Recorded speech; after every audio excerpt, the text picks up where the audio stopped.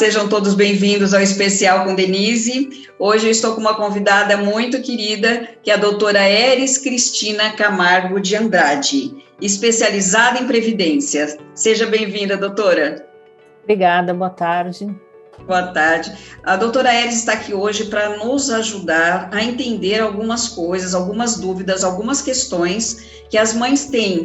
Na verdade, são várias dúvidas, né, doutora? Uma delas que você me disse que, inclusive, as mães perguntam muito é em relação ao LOAS. O que é o LOAS e como ele funciona? O LOAS é um benefício, não é uma aposentadoria, é um benefício chamado de prestação continuada, e ele pode atender tanto as pessoas que têm algum tipo de invalidez, como um segurado que tenha mais de 65 anos, que não tenha renda e tenha necessidade, né? Então, o importante mais do que tudo isso tem assim, os que têm mais de 65 anos e não tem renda nenhuma, e tem os que têm menos de 65 anos, mas tem que ter uma invalidez total, né, e permanente, na realidade, para poder ter direito a esse benefício, e não pode ter rendimento nenhum.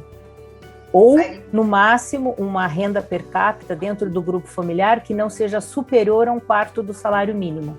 Aí, no que você disse, no caso de pessoas acima de 65? 5 anos. 65 anos, mas não no caso de ser deficiente, não. Qualquer pessoa... Não, é uma pessoa acima de 65 que não tenha nenhum tipo de rendimento, aí ela pode requerer esse benefício.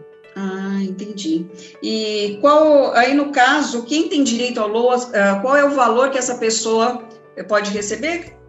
É um salário mínimo. Um salário mínimo, tá. E ela não pode ter um ganho maior que você estava me dizendo? A renda per capita não pode ser superior a 1/4 do salário mínimo. 1/4 do salário mínimo, então é isso. Então, o LOAS não pode ter uma renda maior do que 1/4 do salário mínimo da família, né? No caso aí a renda per capita. Das per pessoas capita. Que vivam sob o mesmo teto. Tá, ok. E em relação à aposentadoria, doutora, para pessoas com deficiência? Então, existem 3 situações, que primeiro elas vão ser analisadas conforme o tempo de contribuição, e também vai ser analisada através de uma perícia médica, né, qual é o tipo de deficiência que a pessoa apresenta. Então, tem a leve, a moderada e grave. Mas são pessoas que não pararam de trabalhar, né, puderam ter algum afastamento, mas não pararam de trabalhar, mas elas, na realidade, elas concorreram no mercado de trabalho em desigualdade, justamente pela deficiência. Então, foi criado esse benefício para que elas pudessem se aposentar um pouco antes do tempo normal. Do tempo normal, eu digo, hoje em dia ainda tem algumas situações que foram criadas pela Emenda Constitucional 103, né, mas que não atingiram esse benefício. Ele tem um tempo fixo, conforme o grau de deficiência que vai ser diagnosticado pela perícia. Entendi. E agora, em relação ao auxílio-doença, que é uma outra dúvida também que as pessoas têm bastante... O auxílio-doença vai depender. Primeira coisa, de contribuições, né? Uma pessoa, ela precisa estar contribuindo pela Previdência, ou então ela tem prazos fixos, né? Que ela pode ter parado de contribuir há algum tempo, mas ainda mantém a qualidade de segurado. Aí também é diagnosticado através da perícia médica, mas é uma situação de incapacidade total e temporária. Então, é total porque a pessoa realmente não pode trabalhar, mas é por um tempo.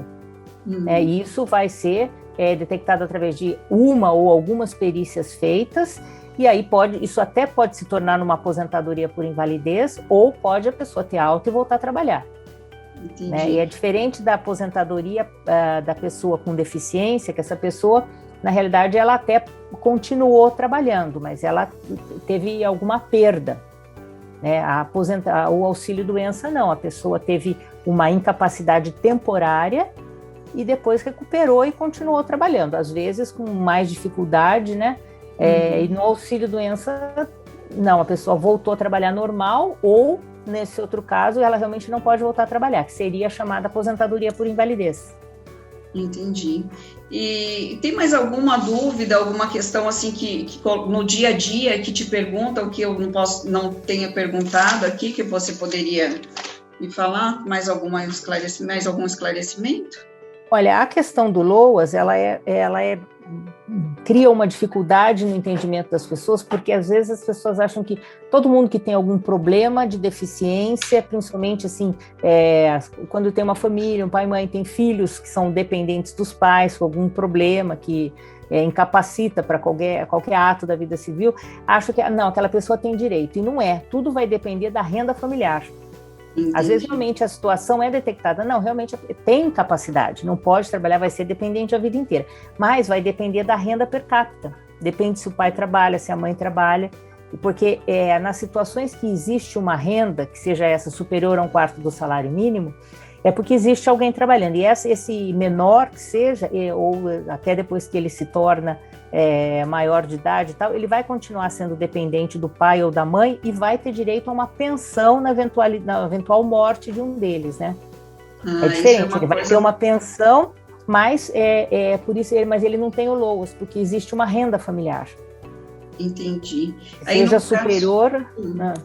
superior a 1/4 do salário mínimo por pessoa, né? Entendi. Aí, no caso, então, da morte do pai ou da mãe, do provedor, no caso, aí ele vai ter direito a essa... Ele vai ter direito, porque se ficar comprovada a incapacidade dele antes dos 18 anos de idade, então ele vai ser dependente, né, do pai, mesmo depois de atingir a maioridade.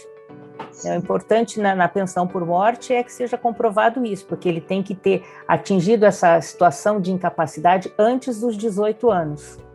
Ou, desculpa, antes dos 21 anos, né? Antes dos 21 anos ele tem que ter atingido essa incapacidade.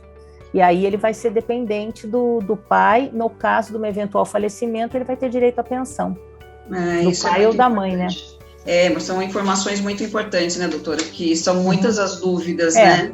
Bastante, principalmente nessa situação de filhos, né? De filhos, com certeza, que é uma das grandes preocupações, né, das mães. Exato, principalmente das mães com filhos com deficiência, como é que vão ficar depois, né? Depois, E a gente se preocupa sempre, mas eu acho que, assim, é uma questão bem delicada, mas que é necessário você enfrentar. Você saber, você se informar, conhecer, né? Exato, Porque você já tem como se programar, como conversar com familiares, como já se estruturar para deixar as coisas em ordem. Por isso que é fundamental a sua presença aqui. Eu agradeço muito seus esclarecimentos e espero poder retornar a vê-la, mas espero poder vê-la novamente numa outra oportunidade. É verdade.